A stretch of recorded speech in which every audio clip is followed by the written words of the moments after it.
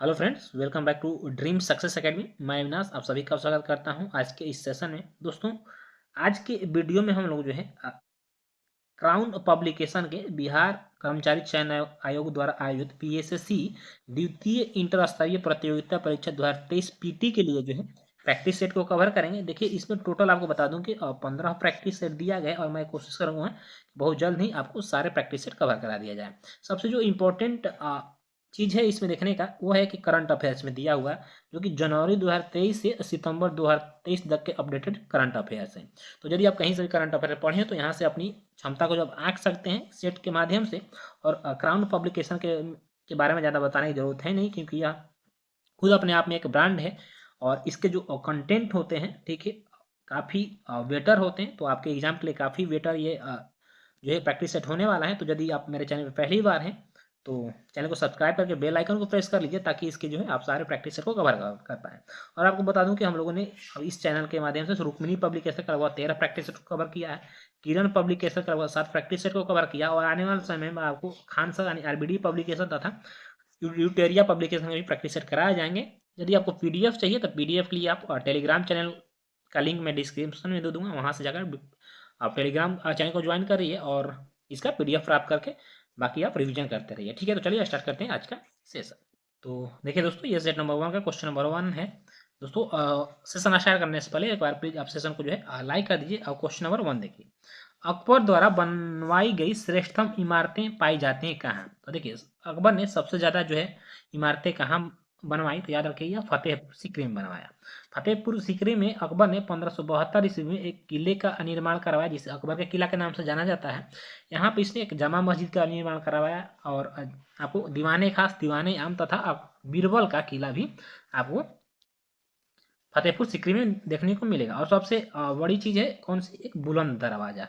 जब गुजरात विजय किया था अकबर ने, तो यहाँ फतेहपुर सीकरी में ही बुलंद दरवाजा का निर्माण करवाया था। ठीक है, नेक्स्ट क्वेश्चन देखिएगा, नील दर्पण नाटक का लेखक कौन थे? देखिए, नील दर्पण नाटक के जो लेखक थे यह दीनबंधु मित्र थे। ठीक है, नील विद्रोह जो है आपको पश्चिम बंगाल में हुआ था, पश्चिम बंगाल के नदिया जिला से हुआ था। और आपको बता दूं सन 1857 ईस्वी क्रांति के जस्ट तुरंत बाद यह नील विद्रोह हुआ था। कब हुआ? 80 और 59 60 में हुआ था। ठीक है, नेक्स्ट क्वेश्चन देखिएगा, दक्षिण अफ्रीका से लौटने के बाद महात्मा गांधी ने प्रथम सत्याग्रह आरंभ किया, यानी प्रथम सफल सत्याग्रह कहाँ पर आरंभ किया था? तो याद रखिए यह चंपारण सत्याग्रह था। और चंपारण सत्याग्रह के बारे में आप सबको पता होगा, यह कब हुआ था? 17 ईस्वी को हुआ था। कहाँ हुआ था? बिहार के आपको पश्चिमी चंपारण में हुआ था। क्योंकि उस समय क्या था, 20 तीन कट्ठिया प्रथा थी, यानी जिसके पास 20 कट्ठा खेती होता था उसको अंग्रेजों ने 3 कट्ठा उसमें नील की खेती करना अनिवार्य कर दिया था। ठीक है, जिस जगह पे आपको बता दूं कि नील की खेती की जाती थी, वो जो भूमि होती थी वो क्या हो जाती, बंजर हो जाती थी। ठीक है, चलिए नेक्स्ट क्वेश्चन देखिएगा, फॉरवर्ड ब्लॉक की स्थापना किसने किया? तो याद रखिएगा फॉरवर्ड ब्लॉक बता दूं 1939 ईस्वी में यह सुभाष चंद्र बोस के द्वारा किया गया था। आखिर ऐसी नौबत क्यों आई कि फॉरवर्ड ब्लॉक की स्थापना करना पड़ा सुभाष चंद्र बोस को? तो जैसे आपको पता होगा सन 1939 में कहाँ हुआ था, त्रिपुरी कांग्रेस का त्रिपुरी अधिवेशन हुआ था, जिसमें कि सुभाष चंद्र बोस ने महात्मा गांधी और पटाभी सीतारमैया उम्मीदवार थे, जिनको कि हराकर अध्यक्ष पद के लिए जीत गए थे, जिससे कि महात्मा गांधी तथा जो कांग्रेस कार्य समिति था उसके बीच मतभेद हो गया। उससे दुखी होकर सुभाष चंद्र बोस ने अपना त्यागपत्र दे दिया और इसके बाद जाकर फॉरवर्ड ब्लॉक पार्टी की स्थापना की। इसके बाद 1939 को जो त्रिपुरी अधिवेशन के बाद जो है त्यागपत्र देने के बाद जो डॉक्टर राजेंद्र प्रसाद को जो अध्यक्ष बनाया गया। ठीक है, चलिए नेक्स्ट क्वेश्चन देखिएगा कि उस देवस्थान का नाम बताएं जिसमें मुख्य देवता अन्य 3 से भिन्न है। अमरनाथ, केदारनाथ और विश्वनाथ, ये 3 जो है भगवान शिव का यहाँ पे पूजा होता है। जगन्नाथ मंदिर जो है भगवान विष्णु के अवतार कृष्ण भगवान को समर्पित है। ठीक है, और जगन्नाथ मंदिर कहाँ है? यह पुरी में स्थित है। पुरी कहाँ है? पुरी आपको उड़ीसा में है। तो याद रखिए ये ऑप्शन नंबर बी आपका भिन्न है। ठीक है, चलिए नेक्स्ट क्वेश्चन है, वायु प्रदूषण को नियंत्रित करने के लिए किस राज्य ने एंटी डस्ट अभियान शुरू किया है? तो यह दिल्ली सरकार के द्वारा किया गया है। नेक्स्ट क्वेश्चन आपका, किस कंपनी को भारत का पहला माइक्रो कैटेगरी ड्रोन सर्टिफिकेशन मिला है? तो यह आपको एसोटोरिया एरोस्पेस लिमिटेड को मिला है। ठीक, चलिए नेक्स्ट क्वेश्चन है, ऑनलाइन जुए का निषेध और ऑनलाइन गेम का नियमन अध्यादेश 2022 किस राज्य में लागू किया गया था, तो यह याद रखिएगा तमिलनाडु में लागू किया गया था। और तमिलनाडु के राज्यपाल वर्तमान में कौन है, यदि आपको पता होगा तो कमेंट बॉक्स में आप कमेंट कर सकते हैं। ठीक है, चलिए नेक्स्ट क्वेश्चन देखिएगा, स्टेड फास्ट नून का संबंध किससे है, तो स्टेड फास्ट नून का जो संबंध है यह परमाणु युद्धाभ्यास से है। और किसके द्वारा किया जा रहा है, या तो नाटो के द्वारा किया जा रहा है। तो दोस्तों देख रहे होंगे इस तरह जो आपको करंट अफेयर्स है काफी अच्छा दिया हुआ, इसलिए सेट आपके लिए काफी इंपॉर्टेंट हो जाता है। नेक्स्ट क्वेश्चन देखिएगा, हाल ही में खबरों में रहा डोनी पोलो एयरपोर्ट किस राज्य में स्थित है, तो देखिए डोनी पोलो एयरपोर्ट जो है यह अरुणाचल प्रदेश का क्या तीसरा हवाई अड्डा है। ठीक है, और डोनी का अर्थ यदि अरुणाचल प्रदेश के भाषा में हम बोले तो सूर्य होता है, और पोलो का अर्थ जो है आपको चंद्रमा होता है, इसे जरूर याद रखिएगा। नेक्स्ट क्वेश्चन है आपका कि भारत में राष्ट्रीय लघु उद्योग दिवस कब मनाया जाता है, भारत में राष्ट्रीय लघु उद्योग जो दिवस है यह 30 अगस्त को मनाया जाता है। नेक्स्ट क्वेश्चन है कौन सा देश यूनाइटेड किंगडम को पीछे छोड़ते हुए विश्व की 5वीं सबसे बड़ी अर्थव्यवस्था बन गया, तो यह भारत बन गया है। भारत से पहले कौन कौन से देशों की अर्थव्यवस्था है, तो याद रखिए चीन की है, ठीक है, अमेरिका का है, रूस का है, और जापान का है, और आपको जर्मनी का है। जो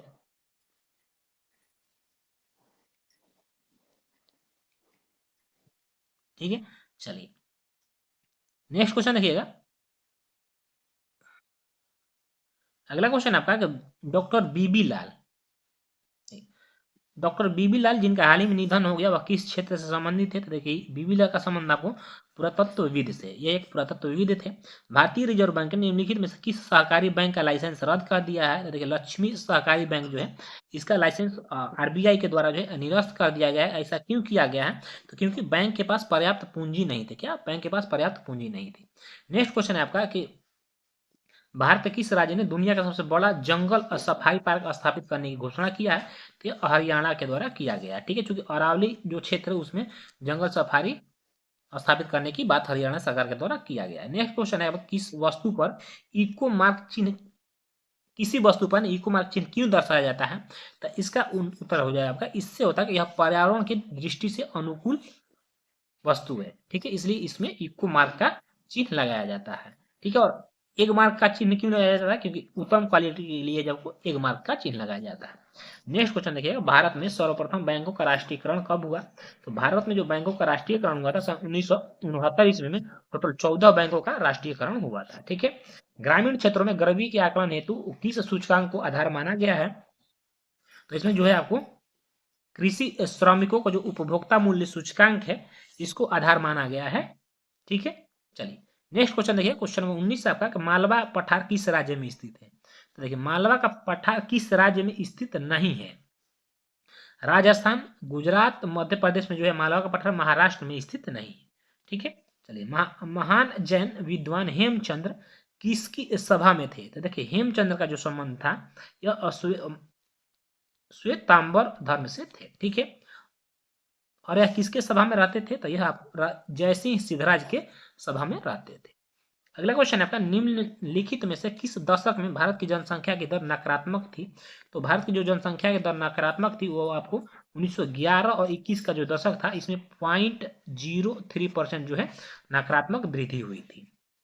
ठीक, नेक्स्ट क्वेश्चन का जिंक उत्पादन में भारत का अग्रणी राज्य कौन सा है, तो जिंक उत्पादन में जो भारत का अग्रणी राज्य है वह राजस्थान है। ठीक है, कोयला उत्पादन में आपको झारखंड है, बॉक्साइट उत्पादन में आपको उड़ीसा है, और कॉफी उत्पादन में आपको कर्नाटक है। अगला क्वेश्चन है आपका कि कल्पोंग जल विद्युत परियोजना कहाँ है, तो देखिए यह अंडमान निकोबार द्वीप समूह का जो सबसे बड़ा बांध कल्पोंग बांध है, जहां पर अब जल विद्युत परियोजना स्थापित किया गया है। नेक्स्ट क्वेश्चन देखिएगा दोस्तों, ये क्वेश्चन काफी इंपॉर्टेंट हो जाएगा आपके लिए, क्योंकि इस तरह के क्वेश्चन जो है एग्जाम में बार बार पूछे जाते हैं। और देखिए किस तरह से कितना बढ़िया क्वेश्चन सेट किया गया है, इसलिए क्वेश्चन जो है आपको सेट पूरा आप लगाइएगा, क्योंकि सेट क्राउन का जो है काफी अच्छा, मैंने पर्सनली इसको पढ़ा, काफी हमें अच्छा लगा बीएसएससी के लिए। नेक्स्ट क्वेश्चन देखिए, क्वेश्चन नंबर 24 है कि लोकसभा की सार्वजनिक अनुसूचित जनजाति की सीटें इस राज्य में आरक्षित हैं, तो यह जो है आपको मध्य प्रदेश में है। ठीक है, मध्य प्रदेश में एसटी की जो सीटें हैं सबसे ज्यादा है। भारत में पंचायती राज व्यवस्था राजस्थान के किस गांव से शुरू हुआ था, देखिए मैक्सिमम आदमी क्या रहता है, नागौर, नागौर क्या है, नागौर एक जिला है, किंतु यहाँ पर गांव पूछ रहा था, बगदरी जो था गांव, यानी कि राजस्थान के नागौर जिला के बगदारी गांव से जो है पंचायती राज व्यवस्था की शुरुआत की गई थी। ठीक है। भारत में राष्ट्रीय मानवाधिकार आयोग का गठन कब हुआ था? तो राष्ट्रीय मानवाधिकार आयोग का जो गठन हुआ था 12 अक्टूबर आपको सन 1993 ईस्वी को हुआ था। ठीक है। निम्नलिखित में किस वायसराय की हत्या उनके कार्यकाल के दौरान की गई थी? तो देखिए, लॉर्ड मेयो एक ऐसा वायसराय था जिसकी हत्या इसके कार्यकाल के दौरान ही कर दी गई थी। तो ये क्या गया था, अंडमान एंड निकोबार की क्या यात्रा पर था। उसी समय वहाँ का एक कैदी था शेर अफगान नाम से, जो कि अफगानी था, उसने इसकी हत्या कर दी थी। ठीक है। चलिए नेक्स्ट क्वेश्चन देखिएगा, भारत में उगाई जाने वाली अधिकतर जो कॉफ़ी की किस्म है वह किस प्रकार की है? देखिए, जो भारत में कॉफ़ी उगाई जाती है वो अरेबिका कॉफ़ी उगाई जाती है सबसे ज़्यादा, और इसका जो है उत्पादन सबसे अधिक कौन करता है? तो याद रखिए कर्नाटक, और कर्नाटक भारत में सबसे अधिक कॉफ़ी का उत्पादन करने वाला राज्य है। झूम खेती अत्यधिक कहाँ होती है? तो देखिए, झूम खेती जो है, जो पहाड़ी एरिया होते हैं, जो पहाड़ी इलाका होते हैं, उसमें झूम कृषि सबसे अधिक होती है। देखिए नागालैंड जो है, ठीक है, यहाँ पे झूम कृषि अधिक होती है। झूम कृषि कहते हैं किसे? देखिए, जब जंगल होता है, जंगल को काट कर जला दिया जाता है, फिर उसी जगह पे जो है झूम कृषि की जाती है। झूम कृषि मिट्टी के लिए क्या होता है? हानिकारक है, ये उर्वरता मिट्टी की खत्म कर देता है। ठीक है, तो ये नागालैंड आपका आंसर सही हो जाए। नेक्स्ट क्वेश्चन देखिए, मिलान करना आपको कि यहाँ पे आपका दूंगा है, देखिए हवा का नाम है हरिकेन। हवा कहाँ चलता है? टाइफून कहाँ चलता है? देखिए हरिकेन जो है आपको संयुक्त राज्य अमेरिका में चलने वाली हवा है। टाइफून आपको जो है यह चीन में चलने वाली हवा है। बैगुआ फिलीपींस में चलती है, और विली विली ऑस्ट्रेलिया में चलती थी। ए का 3, बी का 4, ए का 3, बी का 4, सी का 2, सी का 2। ऑप्शन नंबर आपका बी सही आंसर हो जाएगा। ठीक है। चलिए नेक्स्ट क्वेश्चन देखिएगा कि बरमूडा त्रिकोण कहाँ स्थित है? देखिए, बरमूडा त्रिकोण एक ऐसा त्रिकोण है जहाँ पे कोई भी वस्तु जाता है तो क्या वहाँ से गायब हो जाता है, और यह जो है आपको उत्तरी अटलांटिक महासागर में है। एक्चुअली ऐसा क्यों होता है? क्योंकि यहाँ पे जो चुंबकीय क्षेत्र है, और ये क्या करता है कि बड़े बड़े जहाजों को अपने अंदर समा लेता है। ठीक। चलिए नेक्स्ट क्वेश्चन देखिएगा कि BIS जिससे हम इंग्लिश में बैंक ऑफ इंटरनेशनल सेटलमेंट करने का मुख्यालय कहाँ है? तो इसका मुख्यालय आपको कहाँ है? स्विट्जरलैंड में है। और देखिए स्विट्जरलैंड नहीं दे रहा है, सिटी का नाम दे रहा है, तो स्विट्जरलैंड के वासेल में इसका मुख्यालय है। नेक्स्ट क्वेश्चन देखिए, इनमें से किन्हें रैमन मैग्सेसे पुरस्कार नहीं मिला है? देखिए, रैमन मैग्सेसे पुरस्कार की स्थापना सन 1958 ईस्वी में फिलीपींस सरकार के द्वारा किया गया, और इसे एशिया का क्या कहा जाता है? एशिया का नोबेल पुरस्कार कहा जाता है। ठीक है, और इसे पाने वाले अभी तक 56 भारतीयों को ये पुरस्कार मिल चुका है, जिनमें से अरविंद केजरीवाल, किरण बेदी और विनोबा भावे हैं। विनोबा भावे प्रथम भारतीय थे जिन्हें रैमन मैग्सेसे पुरस्कार मिला था। किन्हें नहीं मिला है? तो वो अटल बिहारी वाजपेयी है। ठीक है, ऑप्शन नंबर आपका डी सही होगा।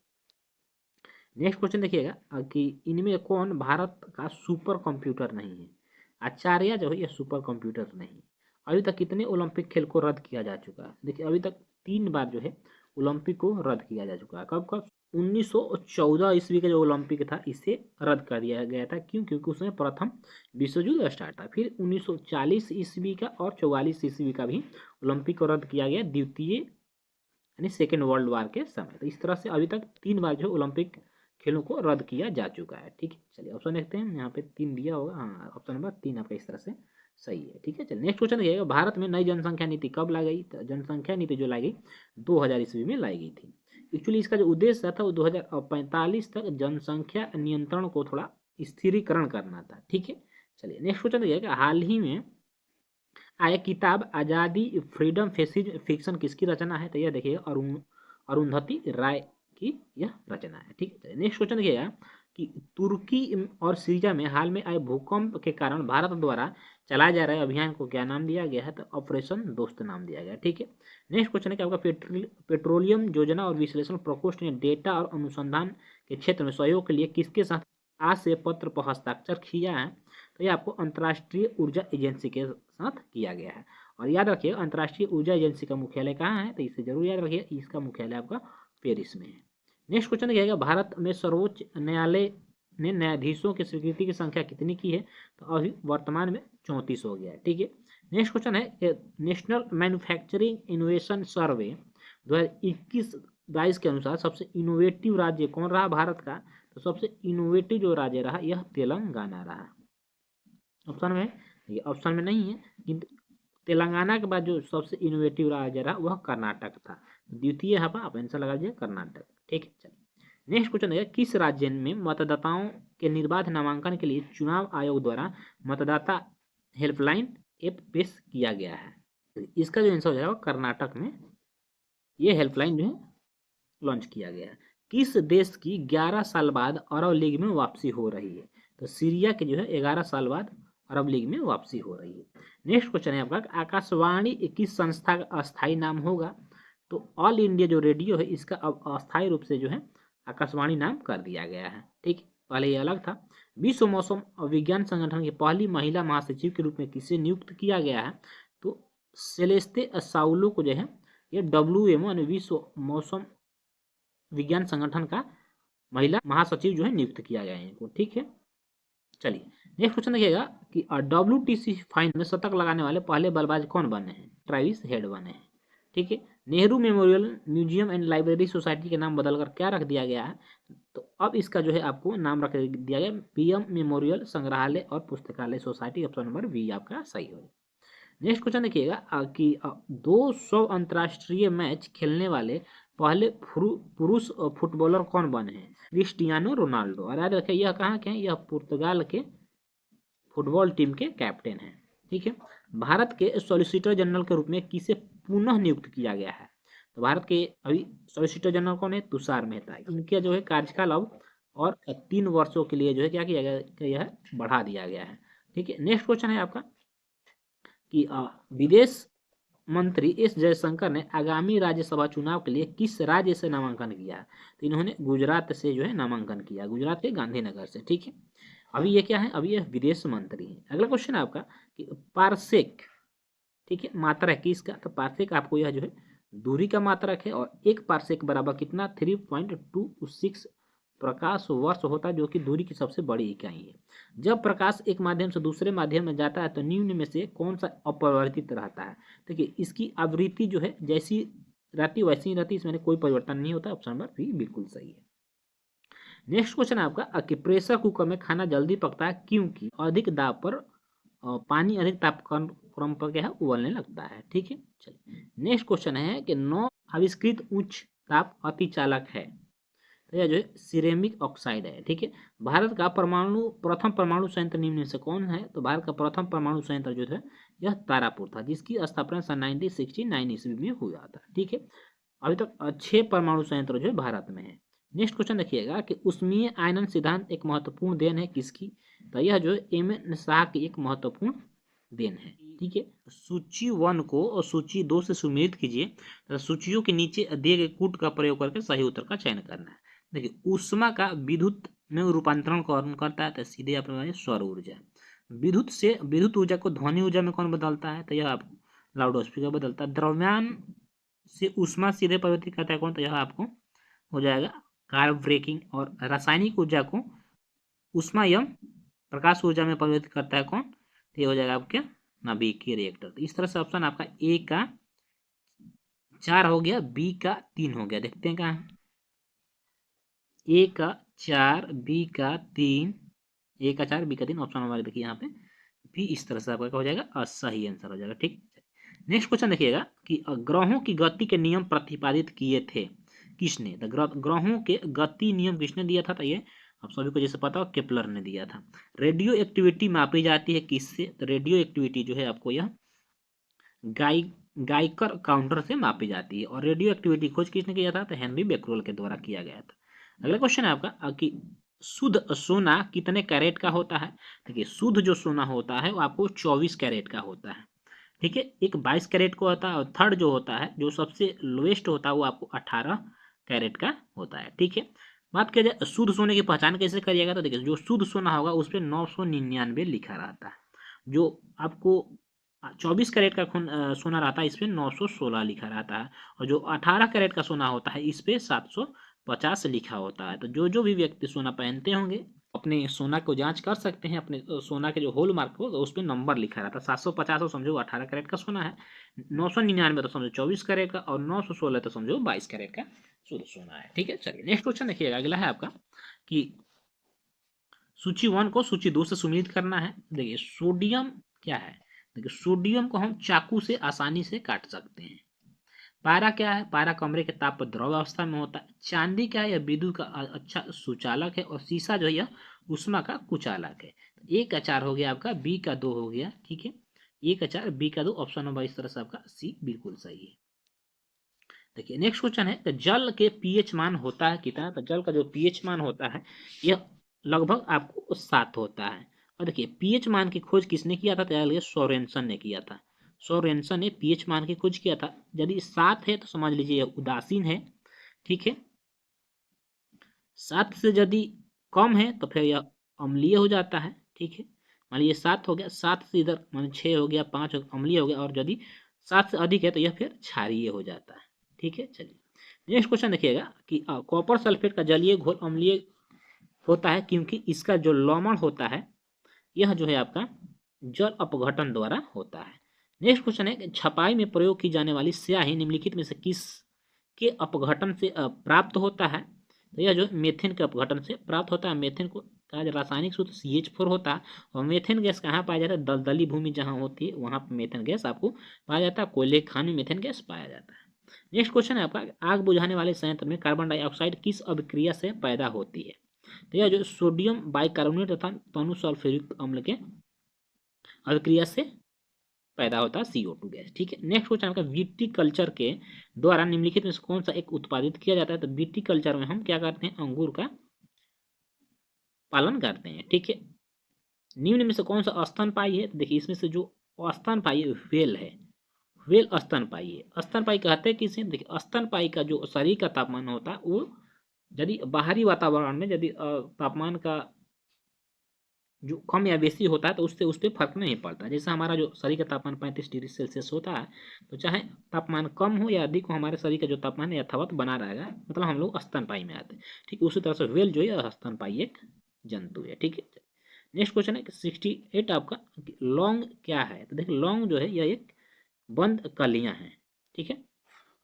अगला क्वेश्चन है कि निम्न में से कौन सा एक सच्चा फल नहीं है? देखिए सेब जो है यह एक सच्चा फल नहीं, यह क्या है? असत्य फल है, ठीक है। नेक्स्ट क्वेश्चन देखेंगे हीमोग्लोबिन क्या है? तो हीमोग्लोबिन जो है आपको यह मानव रक्त में पाया जाने वाला क्या है? पदार्थ है, ठीक है। यह हीमो और ग्लोबिन नामक पदार्थ से बना है। हीमो जिसमें 4% होता है और ग्लोबिन जो होता है 96% होता है। अगला क्वेश्चन है आपका, अधोलिखित में कौन सा पृथ्वी के कार्बन चक्र में कार्बन डाइऑक्साइड की मात्रा को नहीं बढ़ाता है? ठीक है, तो देखिए जो प्रकाश संश्लेषण या कार्बन डाइऑक्साइड की मात्रा को नहीं बढ़ाता है। नेक्स्ट क्वेश्चन है आपका कि सूची 1 को सूची 2 से आपको मिलान करना है। रौतौंधी किसके कमी के कारण होता है? तो रौतौंधी सीधे याद रखें विटामिन ए की कमी से होता है। रिकेटस जो होता है यह विटामिन डी की कमी से होता है, जिसे सूखा रोग कहते हैं, ठीक। स्कर्वी भी है जो है विटामिन सी के कमी से होता है। बेरी जो है विटामिन बी के कमी से होता है। तो ए का 4 हो गया आपका, बी का 1 हो गया। देखते हैं ए का 4 बी का 1, ऑप्शन नंबर आपका सी जो है बिल्कुल सही आंसर है। नेक्स्ट क्वेश्चन देखिएगा, गाय और भैंस के थनों में दूध उतारने के लिए किस हार्मोन की सुई लगाई जाती है? इसमें देखिए इसमें ऑक्सीटोसिन का सुई लगाया जाता है, ठीक है, जिससे कि दूध बनता है। एथलीट फुट बीमारी होती है तो यह फफूंद से होती है, ठीक। नेक्स्ट क्वेश्चन है आपका कि निम्नलिखित में से कौन सा युग्म सही सुमेलित नहीं है? लैक्टोस है यह दूध का खट्टा होना, यह गलत हो जाएगा, ठीक है। ये सुमेलित नहीं है, ऑप्शन नंबर ए सही हो जाएगा। लैक्टोस जो है यह जो दूध में मीठापन होता है वह लैक्टोस के कारण होता है, और जो दूध में खट्टा होता है वह लैक्टिक अम्ल के कारण होता है। किसे? लैक्टिक अम्ल के कारण, लैक्टिक अम्ल के कारण होता है, ठीक है। लैक्टोस के कारण मिठास होता है जो कि शुगर की तरह कार्य करता है। तो दोस्तों इस तरह से हमारा आज का जो 75 जीके जीएस के प्रश्न थे वो समाप्त हो गया। बाकी 76 से 150 के जो प्रश्न है ये मैथ और रीजनिंग के हैं। इसके लिए मैं आपको टेलीग्राम पे इसका PDF शेयर कर दूंगा, वहाँ से आप मैथ और रीजनिंग के क्वेश्चन को बना लीजिएगा। आज का सेशन आपको कैसा लगा कमेंट करके जरूर बताइएगा, और चैनल पर पहली बार हैं तो चैनल को सब्सक्राइब करके बेल आइकन जरूर प्रेस करिएगा। फिर मिलेंगे इसके नेक्स्ट एपिसोड में, तब तक जय हिंद, वंदे मातरम।